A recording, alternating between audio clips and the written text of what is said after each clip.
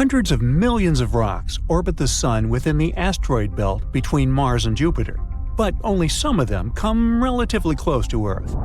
NASA classifies asteroids orbiting within 30 million miles of our planet as near-Earth objects, and inside this group, there are particularly worrisome objects.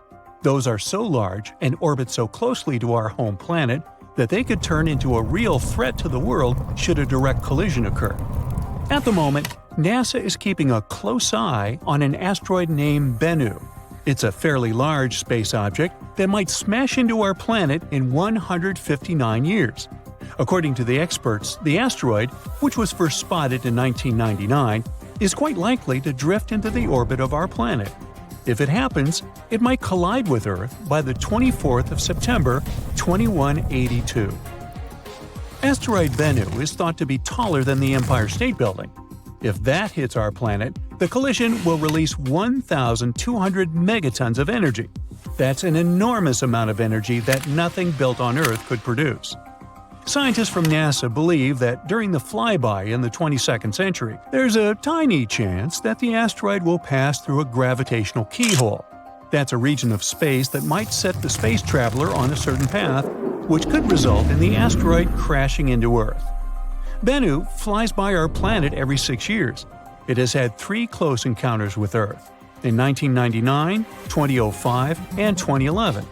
These days, scientists estimate the chance of the asteroid hitting our planet by 2182 as 1 in 2,700. That's more than 5 times a person's chance of being struck by lightning. But even though Bennu's chance of colliding with Earth are quite low at the moment, the space rock has still been categorized as a, quote, potentially hazardous asteroid, all because it might come as close as 4.65 million miles from Earth. That's the reason why it's also classified as a near-Earth object. Bennu is a carbon-rich asteroid that was formed in the first 10 million years of the history of the solar system. That's around 4.5 billion years ago. No wonder this space body holds precious clues to the origin and development of the rocky planets of our solar system, which are, as you recall, Mercury, Venus, Earth, and Mars. Even better, it may contain organic molecules, similar to those that are crucial for life to evolve. In 2020, NASA's OSIRIS-REx managed to briefly touch the surface of the asteroid. It collected some samples and propelled off the space rock afterward. For NASA, it was the first mission of this kind. But it won't probably come as a surprise that Bennu isn't the only asteroid we should worry about. Asteroid 99942 Apophis is another space body we'd better watch out for. It's a near-Earth object about 1,100 feet across. It was discovered in 2004, and at first, it was identified as one of the most dangerous asteroids ever detected. Apophis gained notoriety very fast. It was believed to pose a serious threat to Earth. Experts predicted that it would come uncomfortably close to our planet in 2029. Luckily, after a more careful examination of Apophis and its orbit, astronomers concluded that there was no risk of the asteroid colliding with our planet for at least a century. The risk of an impact in 2029 was ruled out completely, as well as the potential impact that could be caused by the asteroid's close approach in 2036. Interestingly, until March 2021, there was a small chance of a collision in 2068.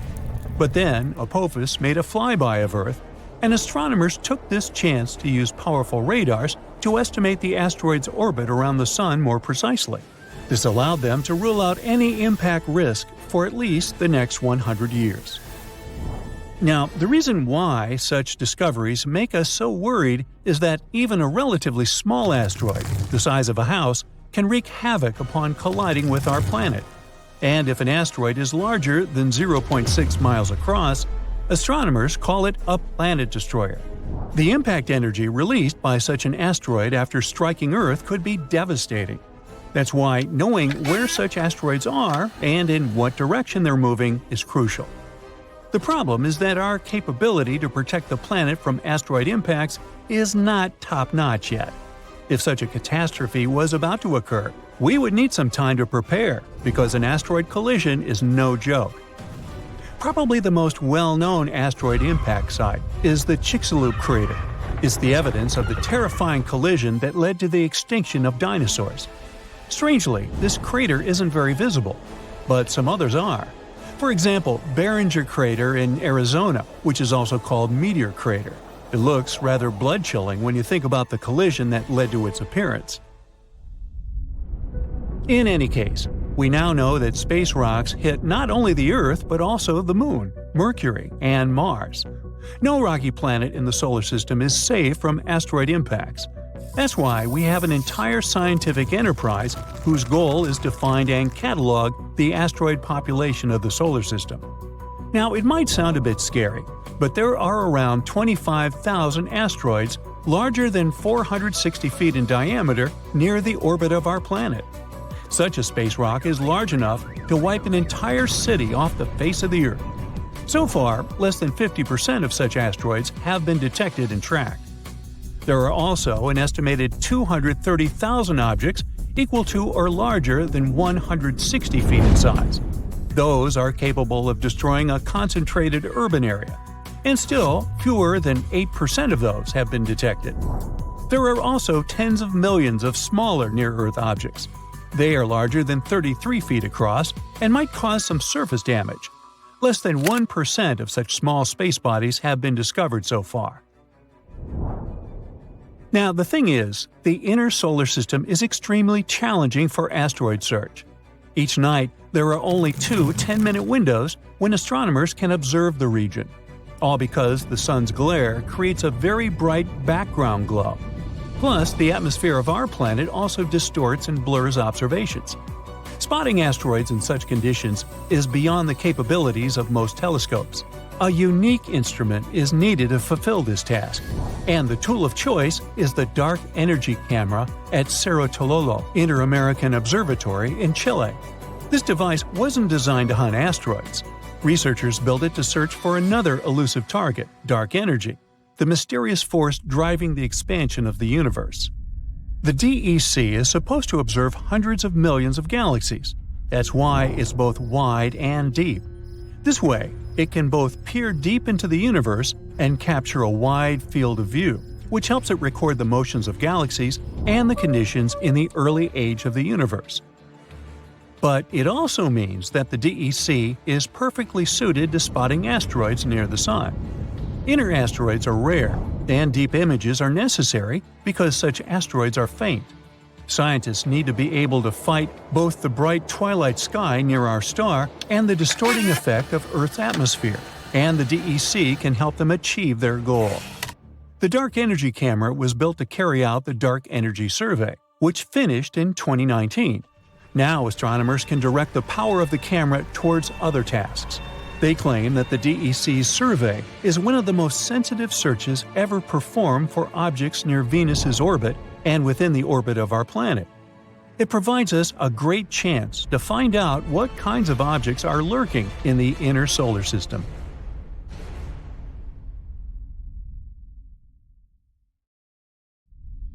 If an asteroid like Apophis hits Earth, we will be destroyed. Massive earthquakes will strike, and tsunamis will flood everything. Apophis is a billion-year-old celestial body that has been in the solar system since its inception. So you might be thinking, well, how likely is it that this giant space stone will collide with our planet in 2029? Well, let's find out, shall we? Apophis is a big, bad asteroid discovered in 2004 by the Kitt Peak National Observatory in Arizona. Since then, it has proudly held the title of one of the most dangerous asteroids ever located. It's around 1,100 feet wide, which is a bit bigger than the Empire State Building and the Eiffel Tower. Because of how scary it was named Apophis, like the Egyptian immortal creature that was considered to bring eternal darkness and destruction to Earth. Oh boy. In 2021, researchers had a once-in-a-lifetime opportunity to study this floating rock when it passed near our planet, and we'll come back to that in a minute. Now, some scientists say that there is a small chance of Apophis hitting the Earth on Friday, April 13, 2029. The Yarkovsky effect is to blame for this, since it can slightly nudge this space rock towards Earth. This effect originates from the uneven emission of thermal photons from a rotating celestial object, resulting in a fascinating force exerted upon it in space. These emitted photons possess momentum and play a pivotal role in shaping the dynamics of the body. The asteroid has two sides, light and dark, just like the Moon. The light side faces the Sun and is warmer than the dark side. But the thing also turns, so the sides constantly change direction and temperature. This change could be detrimental because it slightly pushes Apophis toward Earth. Unfortunately, nobody knows how the Yarkovsky effect will influence the asteroid's path. On the other hand, on the asteroid's last flyby of Earth in 2021, astronomers used radar to take accurate measurements of its trajectory and confidently concluded Apophis will safely miss Earth in 2029 by about 20,000 miles and won't bother us again for at least 100 years. Now, generally speaking, every 8,000 years, our planet is hit by a falling star that has similar dimensions to those of Apophis. The last time we were hit by a slightly smaller meteor was in 2013.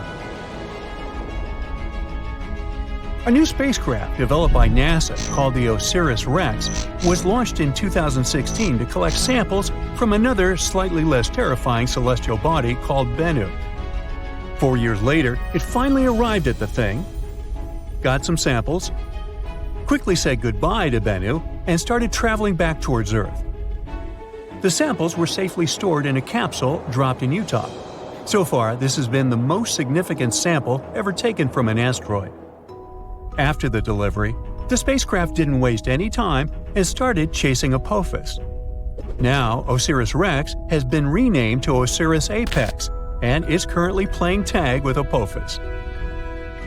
With some luck, on the 2nd of April 2029, when the asteroid zips close by Earth, the spacecraft will reach Apophis and land on it. It will stay on Apophis for 18 months, collecting valuable information and taking thousands of pictures. The asteroid will be monitored with the help of powerful telescopes.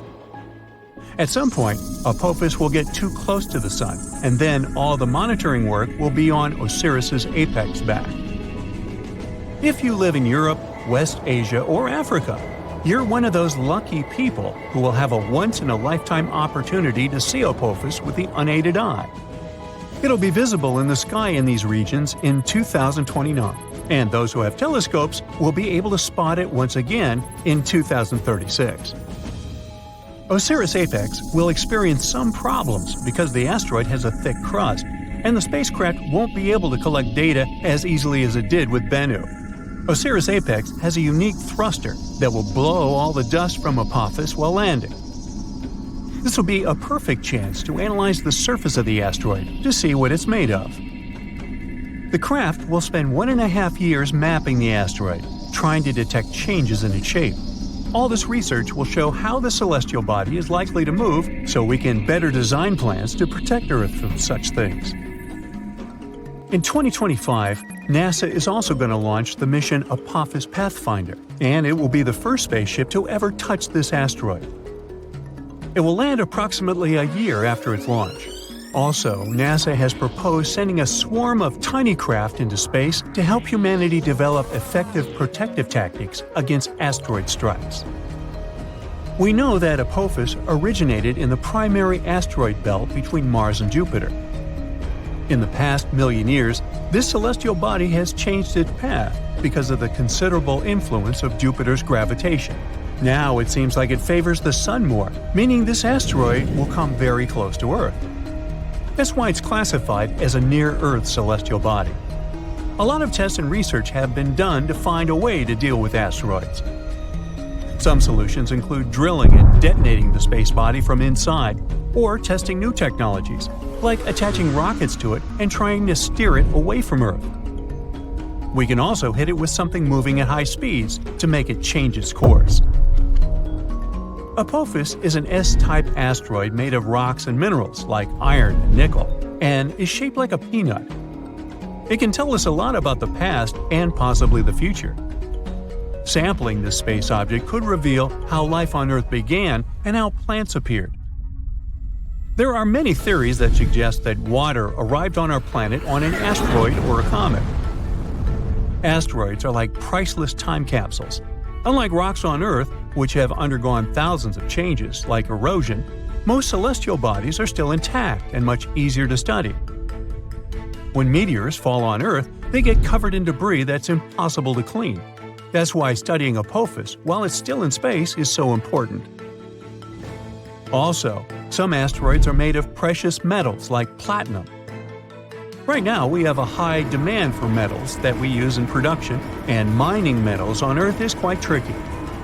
Just one large meteor might have iron, nickel, gold, and platinum that could last us millions of years. If Apophis has this amount of metals, well, we'd want to break it down and bring it back to Earth. One space rock could be worth quadrillions of dollars, making space mining highly profitable. And still, it would cost us more to get it back to Earth than to dig up these materials here. As technology progresses and new kinds of rockets are developed, this might become possible at some point. So, even though we're safe for the next 100 years from Apophis, you probably still want to see what would happen if something like it did impact. Come on, sure you do. Well, first let me tell you, you'll hear the sound of the collision and know what's happened even if you're miles away. You should leave your house or apartment immediately. Shortly after the impact, massive earthquakes will strike, and many tall buildings will fall. So, staying away from cities might be your best option if you have a choice. But don't escape by car. There will be massive traffic jams, and everyone will panic. Going on foot or by bike is your best option in this scenario. A prime way of transportation will be traveling by plane, so if you've always wanted to get that pilot license, now you've got a good excuse. If you have time, take along extra snacks and water, and an extra pair of socks. It's nice to live by the ocean or the sea, but in this scenario, it's the worst place to be, because giant tsunami waves will hit coastlines after the impact. If you live far away from the impact area, the tsunami might take 30 hours to arrive. You'll have a bit of time to prepare. We're flying past the planets of our solar system. We pass by Mars, Jupiter, Saturn, Uranus, and Neptune. Then we move through dark space beyond the edge of our world. We've reached our destination. It's the Oort cloud. It's a hypothetical region around the solar system that holds tons of asteroids and blocks of ice. It's likely to be where the largest comet in human history was born. And now, it's heading toward the Sun. Bernardinelli-Bernstein was discovered totally by accident during the Dark Energy Survey. Our telescopes were pointed at distant space. Their main goal was to learn more about how the universe was expanding. Astronomers also wanted to make a more detailed map of the observable universe. Scientists analyzed over 80,000 images and found a moving object. It was alarmingly close to our home planet. Its size was an impressive 62 miles. That's about the width of Lake Michigan. It was an already active comet with a long tail.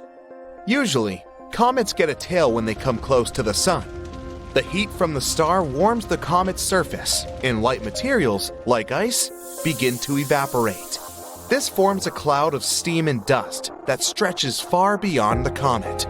But Bernardinelli-Bernstein is too far away from the Sun to start heating up. This means that its surface has a different composition. It might be solid carbon monoxide. This increases the luminosity of the comet. That's why it can be observed with telescopes on Earth. We can compare Bernardinelli-Bernstein to the largest meteorite to ever fall on Earth. About 66 million years ago, our planet was hit by a meteorite about 6 miles wide. At that time, the blast wave from the collision went around Earth several times. Tsunami waves caused by the impact were taller than the largest skyscrapers, and the energy from the explosion set huge areas on fire. Almost all living creatures, including dinosaurs and ancient fish, ceased to exist. The meteorite left a crater 3 times the size of Manhattan. The place where it fell was rich in sulfur. This substance evaporated because of the abnormal heat and gathered into massive clouds. This caused acid rains that were falling on Earth for several more weeks. Our newly discovered comet is 10 times bigger. If it were flying toward Earth, you'd see it with the unaided eye long before the impact. It looked like a moving star in the night sky. A few days before the comet reached our planet, you'd see it even during the day. You'd be able to distinguish its long tail, too. When the comet entered the atmosphere, it'd produce a booming sound so loud you'd hear it on the other side of Earth. At this point, the comet would begin to heat up because of friction with the air. It'd start burning. Countless pieces of debris would break away from the main body of the meteorite and fall to Earth. As soon as Bernardinelli-Bernstein touched the surface of the planet, we'd see a flash so bright it'd outshine the sun. In a fraction of a second, a colossal amount of energy would be converted into heat. This would create the most powerful explosion in the history of our planet. It'd literally rip out chunks of ground and throw them into the air. The blast wave would incinerate everything within a few hundred miles. It continued to spread in different directions, breaking and bending trees. At one point, it reached snow-capped mountains and trigger huge avalanches that would cover many villages. The blast wave would go around the planet, shattering glass and buildings on all continents. Tsunami waves would be so high they would cover entire coastal cities. The most powerful earthquake in history would break the ground and create deep cracks. After the impact, billions of tons of dust and ash would rise into the air. A giant black cloud would completely block the sun's rays. Earth would be plunged into darkness. All the debris in the air would start melting. They'd turn into liquid lava and fall back to the surface, causing even more damage. The ash and dust in the air would cover the sun for several more months. During this time, the temperature on Earth would drop by several degrees. Even if they were hiding in deep shelters and bunkers, people, as well as all other living organisms on the planet, would be unlikely to survive this event. Fortunately, Bernardinelli-Bernstein isn't going to approach Earth. Right now, the comet is about 20 astronomical units away from the Sun. That's 20 times the distance from Earth to the Sun. It means the comet will soon cross the orbit of Uranus. In 2031, it'll be 11 astronomical units away from our star. That's just outside Saturn's orbit. This is going to be the closest Bernardinelli-Bernstein will approach the Sun. Then it will begin its flight back to the edge of the solar system. But the comet is bound to return again. It'll move away from the Sun and slow down until the star's gravity pulls it back. Then the comet will make another circle around our solar system. But that will take about 3 million years. Right now, we have other meteorites to worry about. For example, 3200 Phaethon. It crosses the orbits of Mars, Earth, Venus, and Mercury. Then it goes around the Sun and comes back. This cycle takes about 523 days. Then it starts over again. This meteorite is considered potentially hazardous because it crosses Earth's orbit at 7.5 Earth-Moon distances. During one of its last approaches to Earth, this 3.6-mile wide block of rock showered our planet with small meteors. Since the asteroid often passes by the Sun, its surface is most likely to look like the dry bottom of a mud swamp. It's covered in scales and cracks. As it flies past Earth, these scales break off and cause meteor showers. But the largest, potentially hazardous asteroid is the 1999 JM8.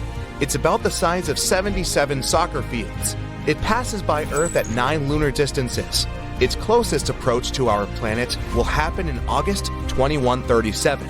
If such a meteorite were to hit Earth, an entire continent could be wiped out. The rest of the world would experience massive tsunamis, but would survive the event. So naturally, scientists are thinking of ways to protect the planet from such a disaster. The first solution is a controlled Big Bang. One of the laws of physics says that if you apply some force in one direction, it'll cause a reaction in the opposite direction. So if we spot an asteroid that is about to collide with Earth, we'll need to send a rocket toward it. This way, we'll produce a controlled explosion, not inside, but right above its surface. The blast will be directed upward, and the asteroid will shift downward. Even this tiny shift would be enough to change the trajectory of the asteroid, and then it'll fly past Earth. Another way is to send a heavy object, like a spaceship, toward the space body. Every heavy object has its own gravity. So the spacecraft will have to fly close to the asteroid, which will attract the ship to its surface, but the engines of the spacecraft will resist. The ship will start pulling the asteroid in the opposite direction. This will change the trajectory of the asteroid, and our planet will remain intact. We can also ram the asteroid with the spaceship. Bam! Or we could build a space station, like the ISS. It would be equipped with a bunch of huge magnifying lenses. We would send the station closer to the sun and start looking for potentially hazardous asteroids. Then, we'd point all the lenses so that the sun's rays would focus on the giant rock. The heat would begin to vaporize the matter from the asteroid's surface. That's where physics would come into play again. The matter would evaporate upward, and the asteroid would move downward. We could also wrap the asteroid in a reflective film, something like foil. Usually, space bodies absorb most of the sun's rays, but if the asteroid was covered in foil, the rays would bounce off its surface. This would create a weak pushing force. That should be enough to avoid the collision. Of course, we could attach rocket engines to the asteroid. This way, we would be able to not only change its trajectory, but also control it. But that would depend on the size of the asteroid and the number of engines. And then, we could use this massive rock to ram it into other, larger asteroids. Imagine flying in a spacecraft in a cloud of asteroids at high speed. You dodge one more, and then hit the gas pedal to the floor and crash into an asteroid at full speed on purpose. This is exactly what NASA is going to do in the near future. The entire mission will begin at Vandenberg Air Force Base in California on November 24th. Let's follow it step by step. So, the Falcon 9 booster rocket is already on the launch pad. It's as tall as a 22-story building, or 11 giraffes, and it can get about 8 tons of cargo into orbit. So you could send a big elephant into space, and a supply of food for it. Countdown, 3, 2, 1, ignition! Smoke clouds everywhere, and the rocket begins to gain altitude. 9 engines are working at full power to accelerate the rocket. At its peak, it reaches speeds 10 times faster than the speed of sound.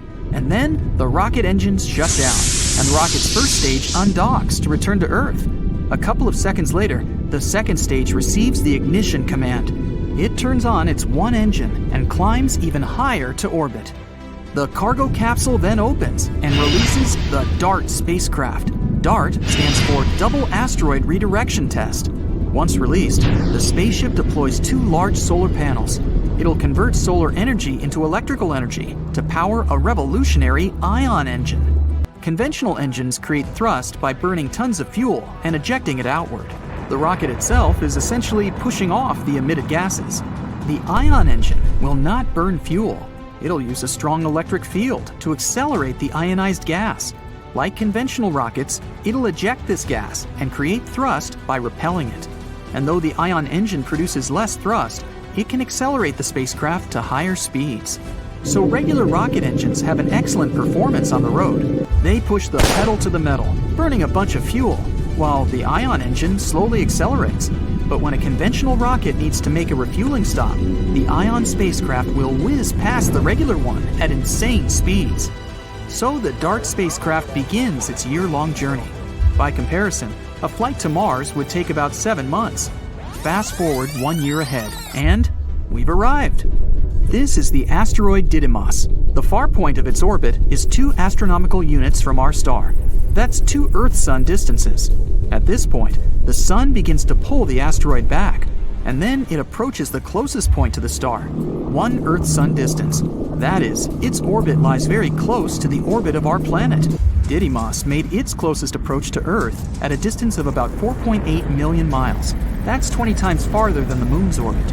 It takes 770 days to complete one such revolution around the Sun.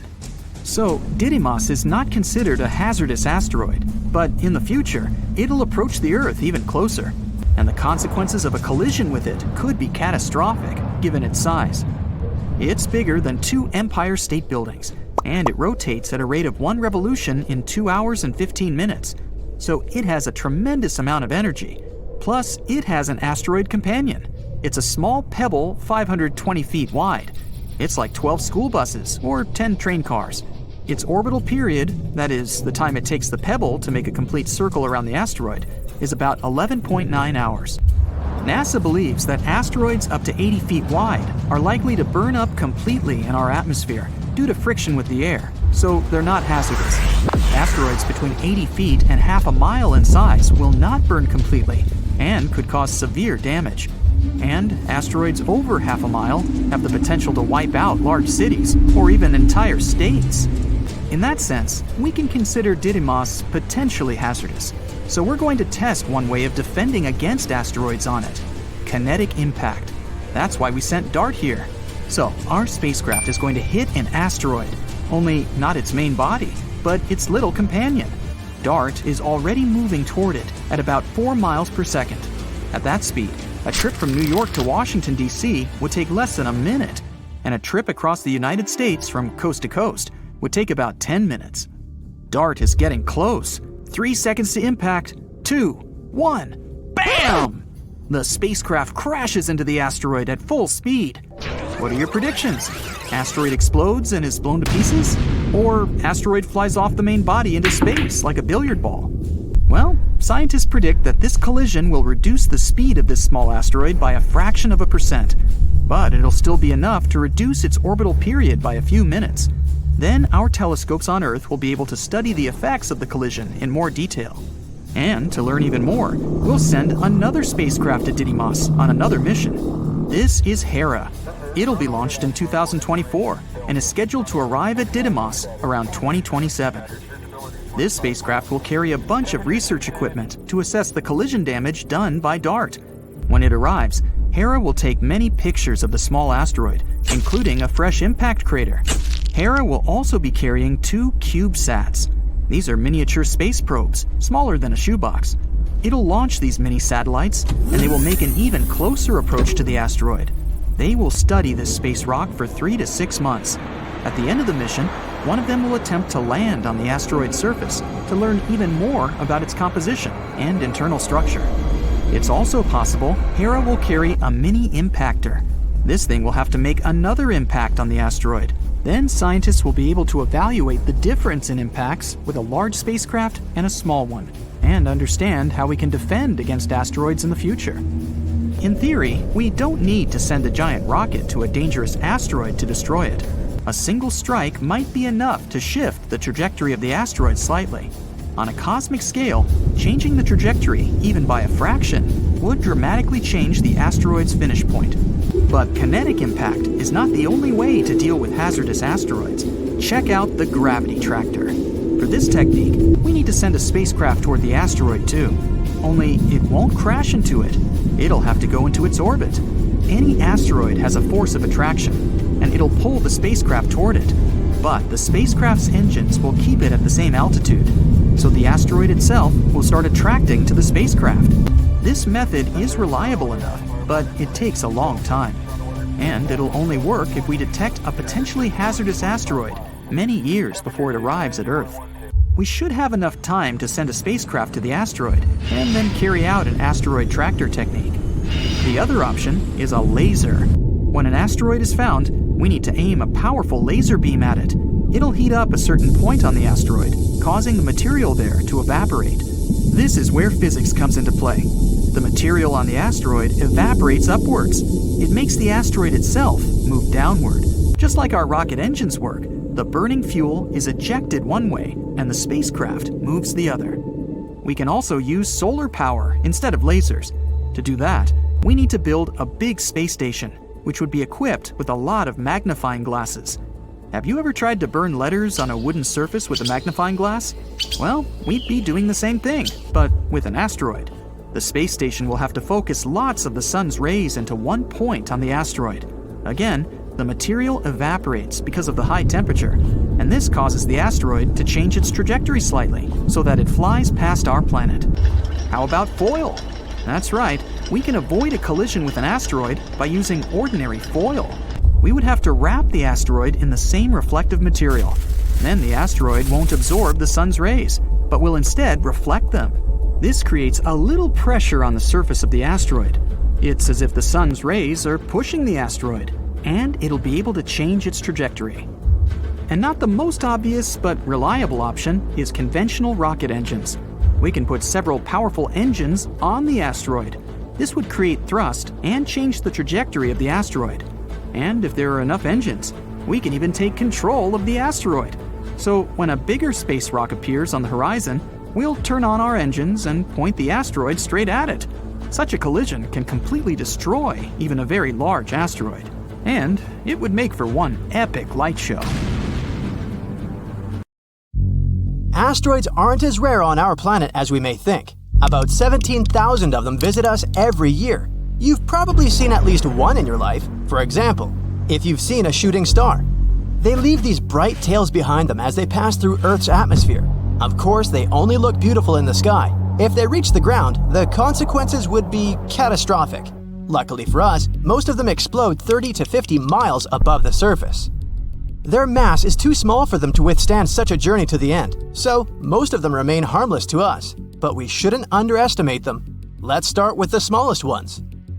1 to 3 foot high asteroids are about the size of a person. They're too small to cause any real damage. Most often they explode in the atmosphere without even reaching its lower layers.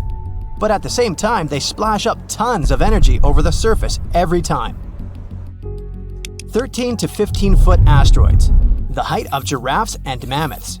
These larger meteorites come to us less often, once a year and a half.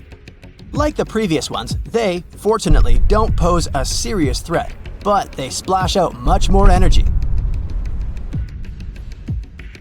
30 feet, the height of a 3 to 4 story building. They visit us once every 10 years, and now we're talking seriously. It throws out a wave that could demolish an entire city.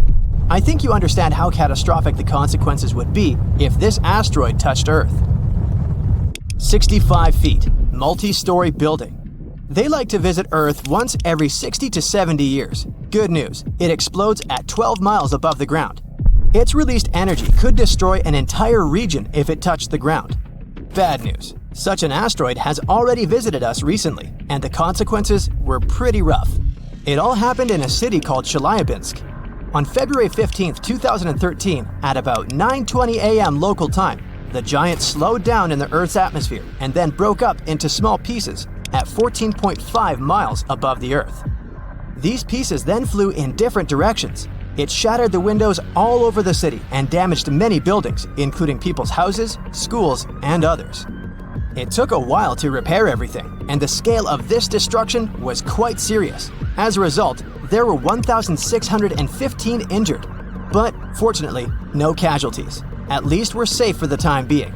The next such asteroid may come to us only in the 2070s or 80s, and no one knows where exactly it wants to land. Now let's move on. 300 feet. This is the height of the Statue of Liberty together with the pedestal. Such a giant can be seen every 4,500 years, and this is the first asteroid on our list that may literally crash into Earth. The consequences are disastrous. Not only may it demolish an entire city, but it can also set fire to neighboring areas. Well, some people even witnessed such a meteorite land on our planet. The notorious Tunguska meteorite is the biggest asteroid disaster that people have ever seen. It all happened on June 30th, 1908 in eastern Siberia. The meteorite was bright, like a second sun, and people felt the heat wave when it just approached the Earth. It exploded near the river. Fortunately, the whole area was surrounded by taiga, and there were no big cities nearby. But even there, it immediately destroyed a lot of trees. Serious forest fires broke out. The sound of the explosion was heard by people hundreds of miles around. At tens of miles around, all the houses' windows broke. The magnetic storm that resulted from this collision lasted 5 hours. The consequences were truly disastrous, but perhaps this is not the worst thing that awaits humankind. 99942 Apophis, 1,215 feet. It's slightly bigger than the Eiffel Tower. This meteorite, as scientists discovered in 2013, will be our next guest. Collisions of such force occur in about 100,000 years, and this one is gradually approaching. The force of such an explosion is equal to the force of the catastrophic eruption of the Krakatoa volcano in 1883.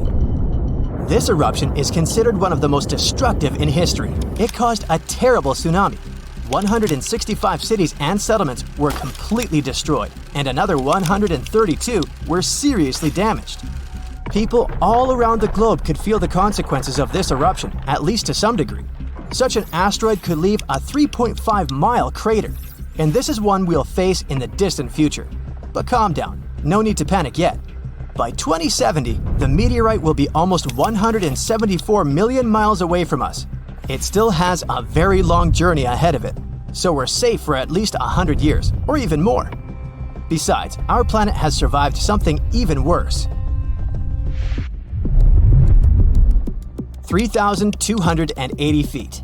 This is higher than the tallest tower in the world, the Dubai Burj Khalifa Tower. Such collisions occur once every 500,000 years. We're not sure when such a collision occurred the last time.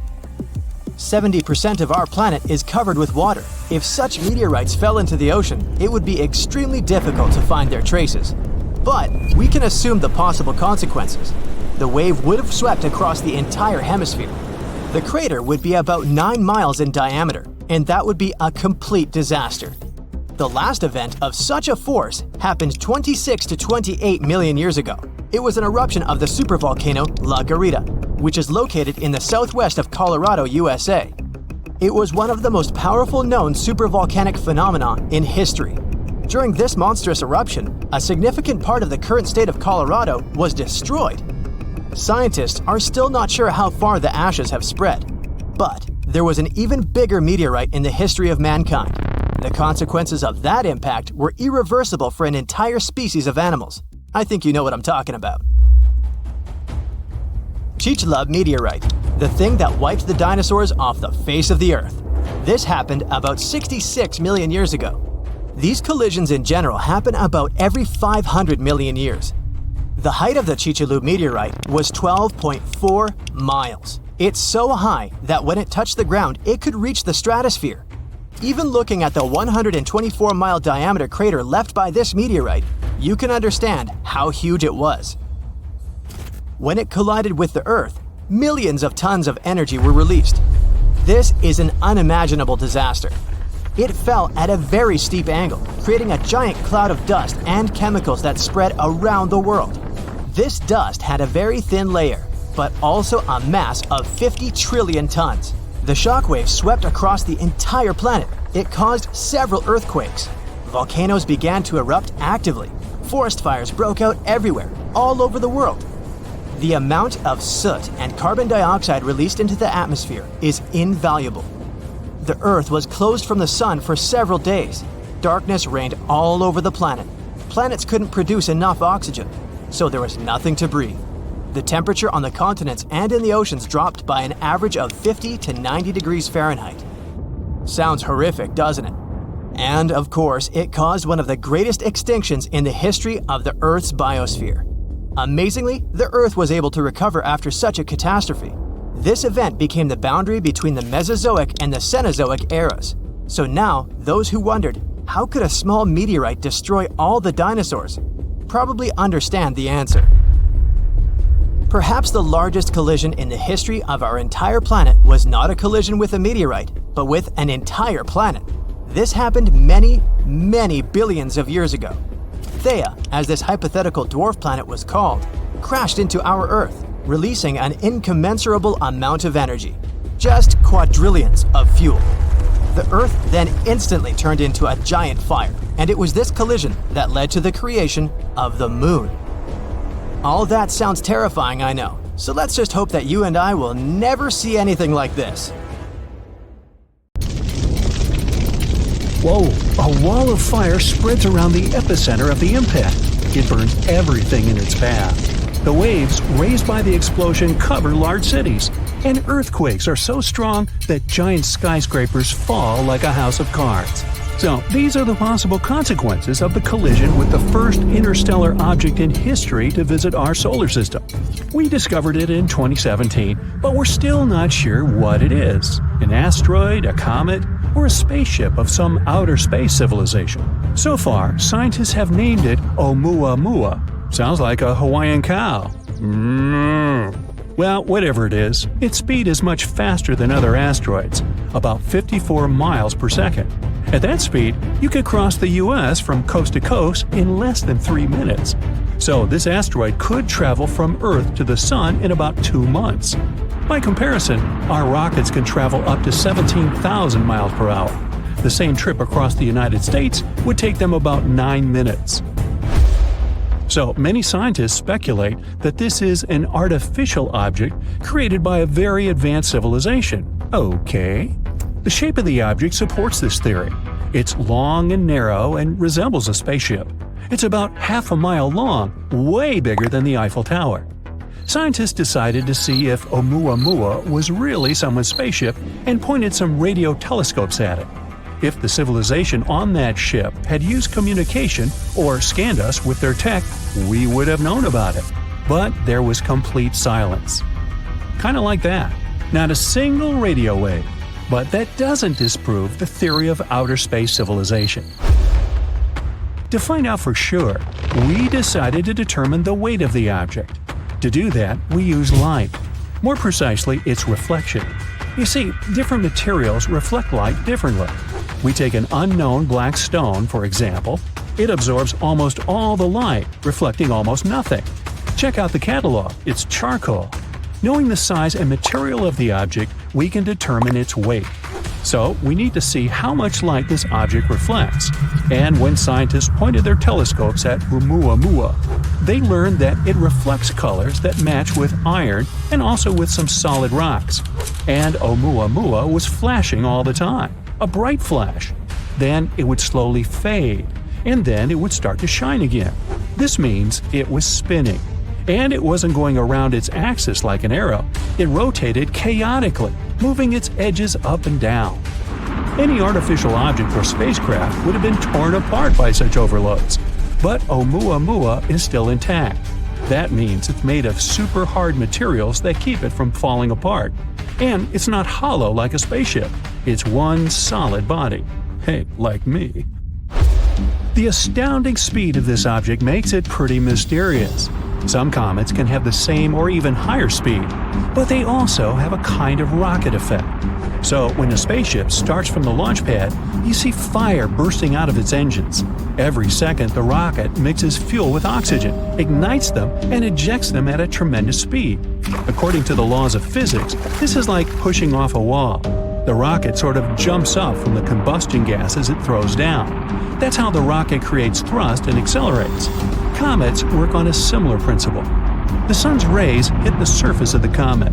Light elements like ice start to evaporate. That gas goes one way, the comet goes the other.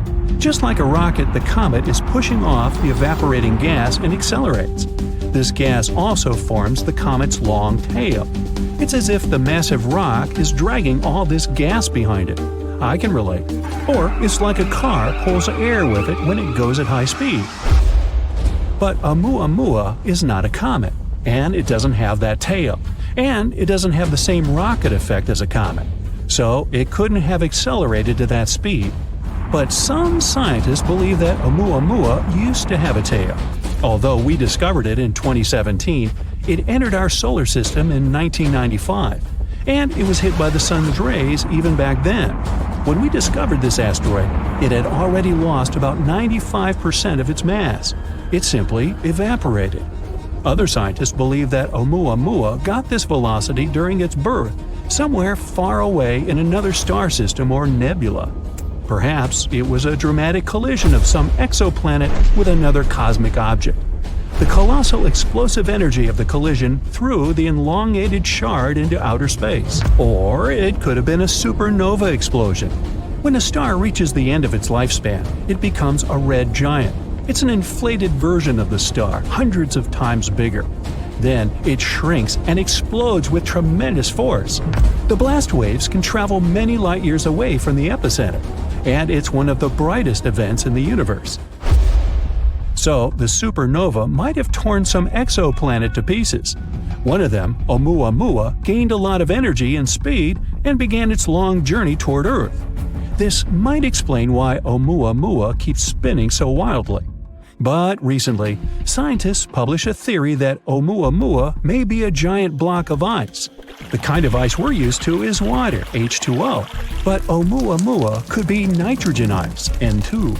It may have remained intact in interstellar space for 500 million years. And when it arrived in our solar system, nitrogen ice could have reflected 2/3 of the sun's rays, so it didn't heat up as much. That explains why Oumuamua doesn't have a tail. You can find the same nitrogen ice on Pluto, as well as on Triton, one of Neptune's moons. So Oumuamua comes from a similar icy exoplanet. But we can find out for sure only by sending a space probe to it. Scientists came up with a plan for that called Project Lyra. The problem is that Oumuamua is leaving our solar system at tremendous speeds, much faster than our rockets can fly. And we need to catch up with this space rock as quickly as possible before it gets too far away. To do this, we can use a gravity maneuver. First, the space probe makes a flyby of Jupiter. It passes close to it to take advantage of its gravity to accelerate. After that, the probe will head towards the Sun, and it'll fly around it as close as possible to fire like a catapult towards the space rock. The second option for reaching the asteroid is to use microprobes. We have to launch about 1,000 of them into orbit. They should be no heavier than a match. Each of them will have a light sail the size of a boxing ring. Then we'll focus a powerful laser beam from the ground onto this sail. It will allow us to accelerate the probe to about 20% of the speed of light. It shouldn't go too fast not to fly past the asteroid. It should be able to enter its orbit or land on it. But if we're too slow, Oumuamua will leave our solar system before we can catch up with it. It'll be a great experience because in the future, we'll be able to use such asteroids as a space taxi. All we have to do is enter the orbit of such an interstellar asteroid or even land on it. Then we would keep moving through space at incredible speeds without using any fuel at all. This would be a great option for traveling long distances or to deliver supplies to other star systems. So why should we be afraid of such objects? Well, a collision with an asteroid the size of Oumuamua could wipe out an entire state. If it were to hit somewhere in the ocean, it could cause waves taller than our skyscrapers. Scientists are anxious to find ways to protect us against such objects. One of them is ramming. If we spot a potentially hazardous object, we could send a spaceship towards it, pedal to the metal. The spacecraft will have to ram the asteroid at an angle that will move its trajectory just a little bit. Moving it too much on a cosmic scale would only dramatically change the asteroid's final destination, and we only need to get the asteroid past our planet. We can also create a controlled explosion on the asteroid. It's based on the same principle. The force of the explosion would have to shift the trajectory of the asteroid slightly, or smash a giant rock into smaller pieces. Asteroids up to 80 feet wide would burn up completely in our atmosphere due to friction against the air. Rocks between 80 feet and half a mile in size may not burn up completely and cause local damage. Anything larger is considered very hazardous. You think? The traditional method of science fiction is to put rocket engines on the asteroid. Then we can not only change the trajectory of the space rock, but also control it. And we can use it against other asteroids. It would be something like space billiards.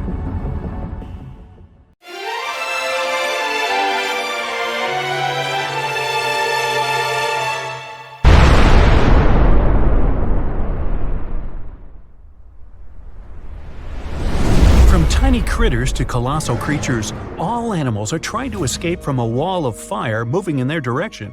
The temperature is rising, and everything around starts catching fire. Soon, lots of animals and plants on Earth will cease to exist. This is the aftermath of a giant asteroid crashing into our planet. But what if dinosaurs had had critical thinking skills? They could have guessed what was going to happen, because this asteroid was visible a year before the impact. 1 year before the impact. With no city lights, all bright spots in the sky are stars. Some of them are planets reflecting the light coming from the sun, like Mars. But one of these dots is the asteroid. Later, it's going to be known as Chicxulub Impactor. It got this name because of the region of modern-day Mexico where it fell. Anyway, at this point, the asteroid looks like a star. It has the same brightness as Neptune. You could even have photographed it with a high-quality camera. If only dinosaurs had thumbs. The impactor is now passing through Jupiter's orbit. From this distance, Earth looks like a pale blue dot. 1 month before impact. The asteroid has become much brighter. It's now the most brilliant spot in the night sky after the Moon. The asteroid crosses the orbit of Mars. Its tail, consisting of dust and gas, is getting longer and longer. It's now as long as 2 times the distance from Earth to the Moon. 1 week before the impact. The intruder's tail is now 5 times the distance from the Earth to the Moon, but the dinosaurs can't appreciate its beauty. To them, it's just another bright dot in the night sky. If this asteroid were flying toward Earth right now, scientists could pinpoint the exact location of its impact within a mile. Then we would evacuate people from the impact area and avoid a major catastrophe. 1 day before the impact. The Chicxulub impactor now holds first place among the brightest objects in the sky. The light surrounding it, called the halo, seems even bigger than the Moon itself. The asteroid is now passing through the Moon's orbit. It looks like a bright spot that leaves an ashy trail behind it. 1 hour before the impact. The light from the Chicxulub impactor is brighter than the full Moon, and its movement can be seen with the unaided eye. Nights on Earth aren't dark anymore. Only now, dinosaurs begin to feel anxious. All animals on Earth start to seek shelter. 10 minutes before the impact. The asteroid is now passing through Earth's orbit. Thousands of small fragments from its tail begin to fall on the planet. It looks like a meteor shower. So far, these fragments are too small. They all burn up in the atmosphere before reaching the surface of the planet. The asteroid is approaching South America. If someone was looking at it from Europe, it looked like a sunset. The bright dot of the Chicxulub impactor is falling behind the horizon. 2 minutes before the impact. Dinosaurs can now easily see the asteroid's shape. If they knew how to do it, they could even estimate its size. It's a bit more than 6 miles across, which means it's almost the size of Manhattan Island, and the giant's weight is 15 plus 15 zeros pounds. It's flying toward the Yucatan Peninsula at a mind-boggling 7.5 miles per second. At that speed, you could get from New York to Los Angeles in around 10 minutes, but you'd kind of burn up on the way. 10 seconds before the impact. The Chicxulub impactor is now approaching the ground. A few more feet and bam! The night sky suddenly turns white. The flash is so bright that the sun isn't visible at this point. The asteroid's entry causes a powerful blast that can be heard on the other side of the world. The huge asteroid begins to burn because of friction with the air. It heats up and splits into many pieces. These pieces shower on Earth. After a few seconds, the largest part of the meteorite hits the ground. Its mass and speed provide the Chicxulub impactor with an enormous amount of energy. In the next moment, a super-powerful explosion shakes the ground. The blast wave from the meteorite begins to spread out from the impact site. It rips out huge chunks of soil and trees and then pushes them to the ground like dominoes. The temperature of the blast wave is so high that everything around the impact site catches fire. The energy released during the collision also penetrates deep into the planet. This causes the strongest earthquakes in our planet's history. They in turn generate tsunami waves as high as the Empire State Building. 5 minutes after the impact. The meteorite leaves behind a huge crater. It's as wide as Lake Huron and deep enough to fit inside 2.5 Mount Everests. Dinosaurs are running around in panic. They try to evacuate toward North America, but most of them don't make it through unfamiliar swampy territories. Another danger is the ongoing meteor shower. Hundreds of tons of ash and debris rise into the air. Heated up by high temperatures, they fall to Earth in the form of liquid lava. Ash and smoke fill the atmosphere and block the sun's rays. Earth plunges into darkness. For several more weeks, our planet will be totally dark. Acid rains will fall on its surface non-stop. There was a lot of sulfur in underground deposits on the Yucatan Peninsula. The energy of the explosion evaporated all this sulfur. Now it's cooling in the air, gathering in clouds, and dripping to the ground. Most animals survive the impact, but the mass extinction continues for many more months. The collision has plunged Earth into darkness, and this has wiped out most of the plants that fed on sunlight. The plant-eating dinosaurs have lost their main food source and begin to disappear.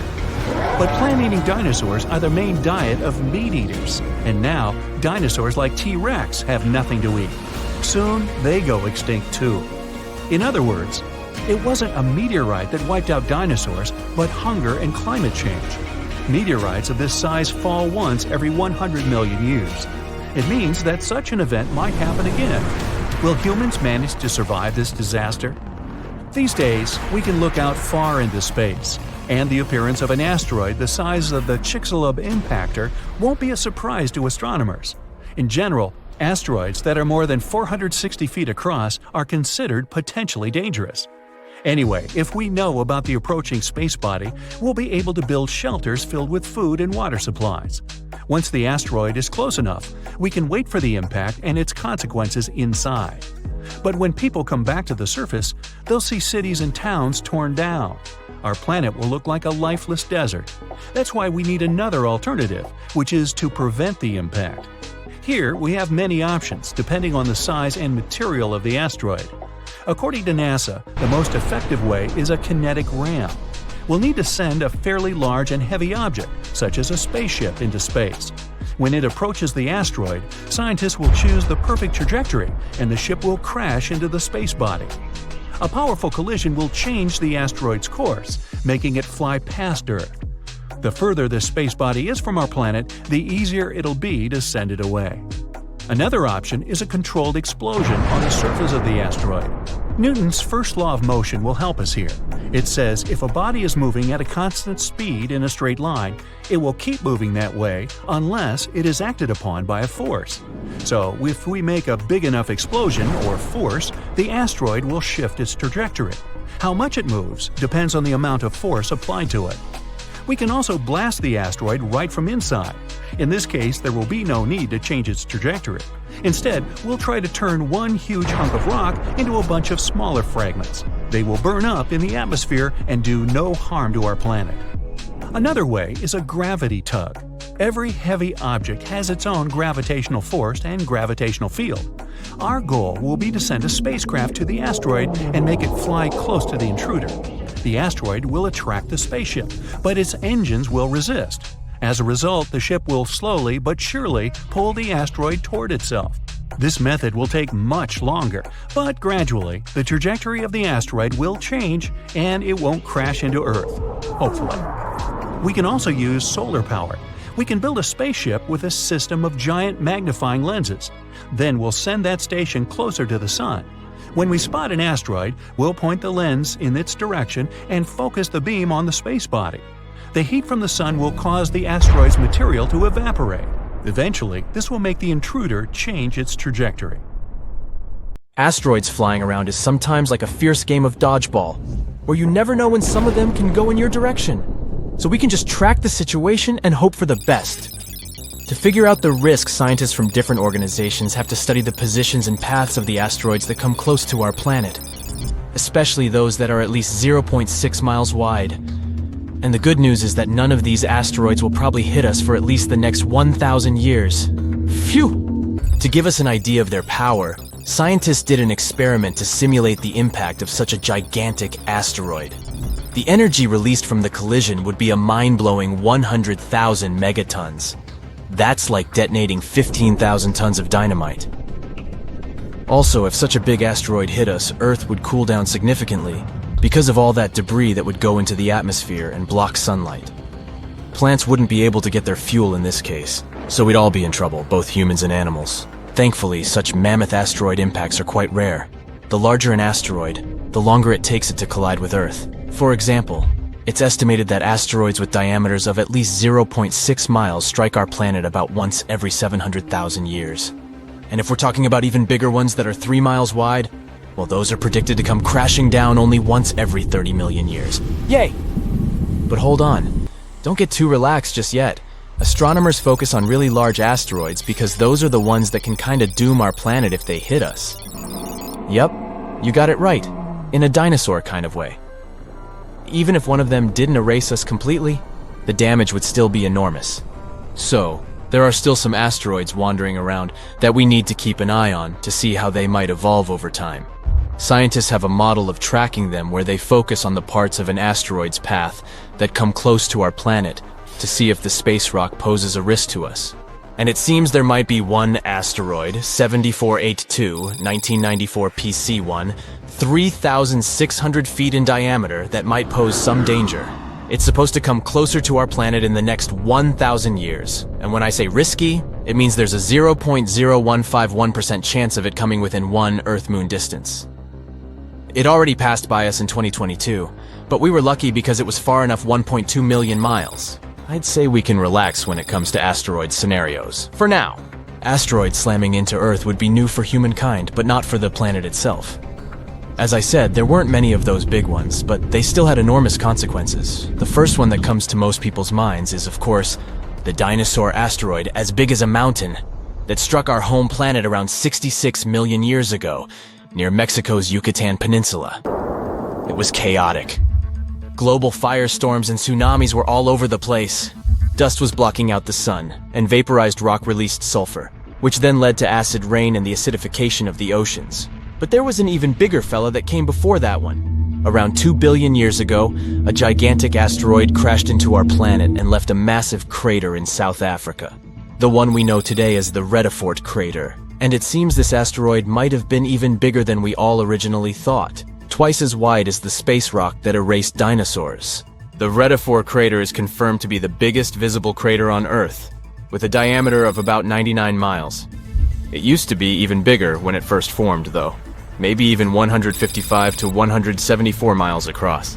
It's hard to figure out its true size because the crater has been eroding for the past 2 billion years. Think of it like slicing off layers from the rim of a bowl. The diameter gets smaller with each slice. When the asteroid, 7 to 5 miles wide, that wiped away dinosaurs hit Earth about 66 million years ago, it caused massive destruction. Forest fires, acid rain, tsunamis, and so much ash and dust that it changed Earth's climate. This all made about 75% of life on our planet extinct. The asteroid that created the Erde crater was not only bigger, but it also traveled at a higher speed, which means the consequences there would have been even worse. But it happened a long time ago, and living beings were different back then. Maybe it was some bacteria that didn't even notice that something unusual was happening. Earth is not the only one. Lots of impacts have happened across our solar system too. For example, in our close neighborhood. Yup, moving to Mercury and its massive crater called the Caloris Basin. It measures about 950 miles across, which is more than the state of Texas. There's a ring of towering mountains around the crater which makes it look even more impressive. You can see different colors in the mosaic image of the Caloris Basin. They tell us more about the geology of the basin. The orange parts represent lava that once flooded the basin. These lava flows covered the original surface and added this specific orange hue. And after the lava flooded the basin on Mercury, smaller craters formed on top of the lava surface. These craters dug into the ground and uncovered the material hidden beneath the lava. Some of this material is blue in color. And this blue stuff could be a clue about what the original floor of the basin had looked like before the lava covered it. Venus, the hottest planet in our solar system, has a thick atmosphere that comes with a pretty good defense system against space rocks. It's so dense that it burns up most meteors before they even reach its surface. As a result, you won't see as many visible craters on Venus as on other rocky planets in our solar system. But Venus still has some scars that can tell us about some serious impacts that happened there. And one of the biggest scars we know about is Meade Crater. It's enormous. About 170 miles in diameter. The inner floor of this crater is relatively flat and kind of brighter than its surroundings.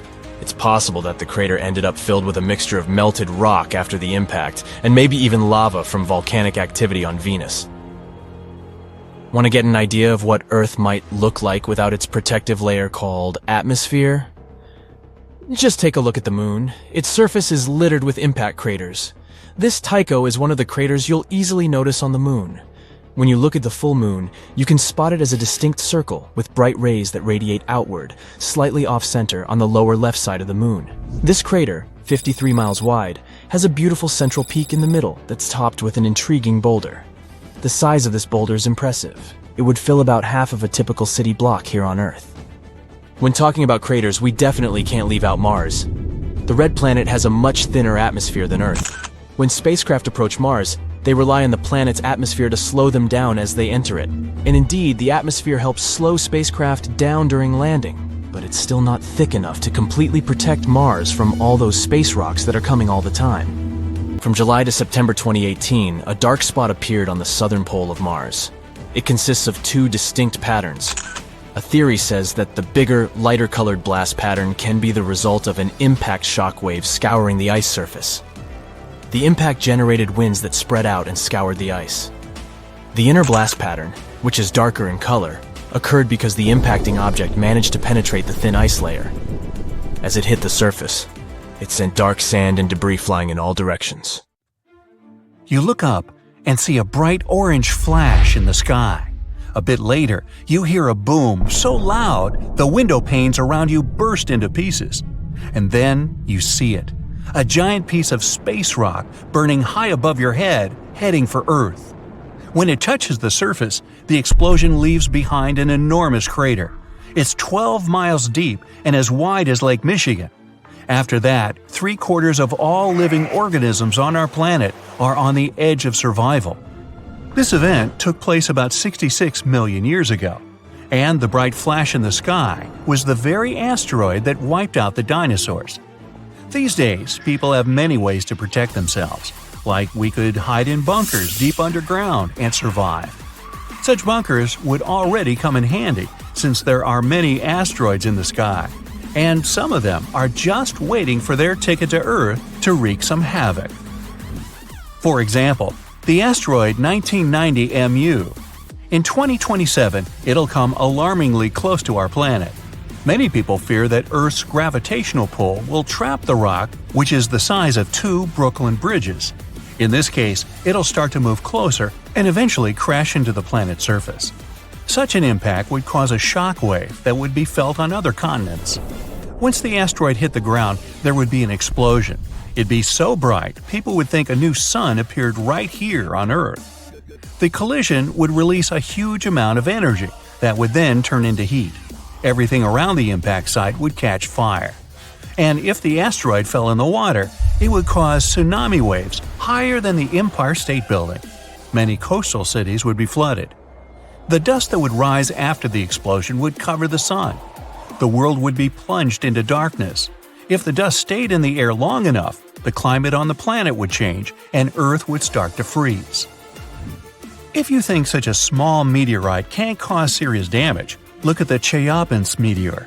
It hit the Earth in the winter of 2013. When the space rock entered the atmosphere, people miles away heard a loud bang. The brightly burning object was approaching the surface at about 11 miles per second. Halfway through the flight, it split into several pieces. This caused several stronger shock waves. When the meteorites hit the ground, it caused a major earthquake, and the aftershock from the explosions shattered the windows of 5,000 buildings. People in 6 cities around the crash site felt the aftereffects of the fall, and this meteorite was only 60 feet wide. Fortunately, the asteroid 1990 MU will move past our planet. We'll be safe. Whew! But the next asteroid to approach Earth is going to be 3 miles wide. It's called 3122 Florence. If this giant hit our planet, it could wipe entire continents off the face of the Earth. In 2017, this space rock got awfully close to us. It could be seen in the sky even with a small telescope. Now, the next asteroid is the biggest one to worry about, 1999 JM8. It's about as wide as Manhattan, and it has an unnerving habit of approaching Earth a bit too close for everyone's liking. A small asteroid named 2020 VT4 got closer to our planet than all others have ever done. In November 2020, it flew over the Pacific Ocean at an altitude a bit smaller than the distance from Los Angeles to Las Vegas. That space rock was about the size of a big car. If it did make it to Earth's atmosphere, it would burn up completely before touching the ground. Falling asteroids and meteorites aren't uncommon on our planet. Luckily, most of them burst into flames and burn up before they enter the atmosphere. Mars is to blame for such frequent meteor showers. The planet isn't far from the main asteroid belt in the solar system. Sometimes, the gravitational pull of the red planet grabs asteroids from there. Then, Mars spins them around and flings them in our direction, just like a slingshot. So, Mars is a bully. Good thing we're protected by Jupiter. It's the largest planet in our solar system, and it has an incredibly strong gravitational field. It keeps the asteroid belt in line and protects us from being constantly hit by a rain of meteorites. And that's good news, considering Ceres is in the asteroid belt. This enormous space rock is so big that it was once considered to be a planet. Then, for many years, scientists called Ceres an asteroid. But in 2006, it was finally classified as a dwarf planet. This space object contains a third of the total mass of the asteroid belt, which is about 4% of the Moon's mass. If Earth were as large as a nickel, Ceres would be about the size of a poppy seed. So, what if an asteroid several miles across was heading toward our planet and people had to stop it? Well, we could break the space rock into smaller pieces. A massive explosion could be used to do this. People wouldn't even need to land on the giant asteroid. Getting close to its surface would be enough. Boom! A powerful burst of energy would split the asteroid into several large pieces and tons of debris. The smallest rocks would burn in the heat released in the blast, and it would also change the asteroid's trajectory. The larger fragments would burn up while entering the atmosphere. All witnesses of this unusual meteor shower would have a chance to admire a beautiful fire show. Another means of protection could be a kinetic battering ram. Simply put, it would be a huge object that people would send towards the asteroid approaching Earth. Or it could be a heavy spaceship. This is the method scientists produced to prevent the asteroid Apophis from falling to Earth. This guy is 1,200 feet across and often passes by our planet, coming as close as 19,000 miles above Earth's surface.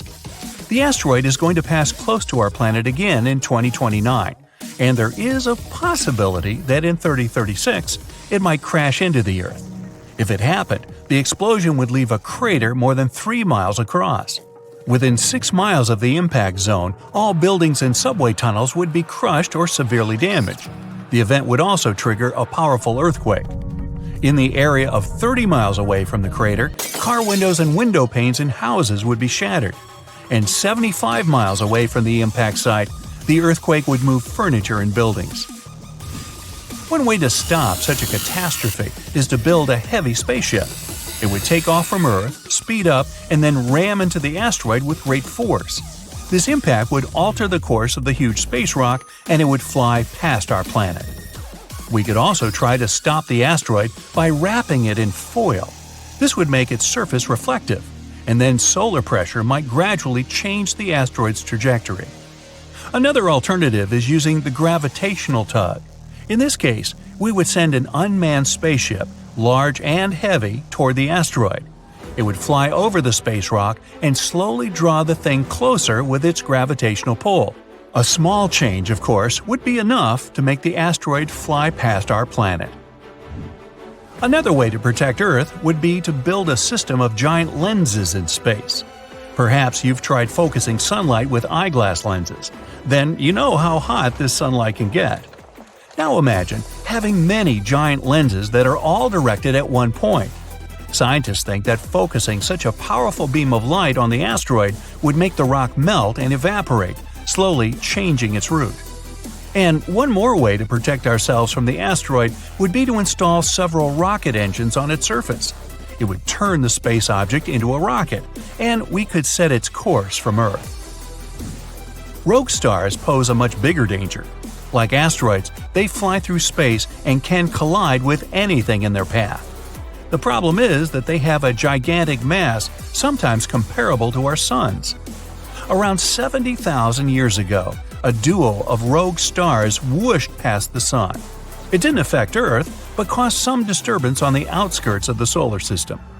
This event is likely to happen again someday. The rogue star Gliese 710, about half the mass of our Sun, is moving toward our solar system right now. There's a possibility that it'll begin to grab asteroids from the outer asteroid belt and toss them at us. And then, rare meteor showers you can observe these days will become a regular occurrence. But right now, this rogue star is extremely far from our world, and there's a bigger chance that it'll pass by without affecting our peaceful existence.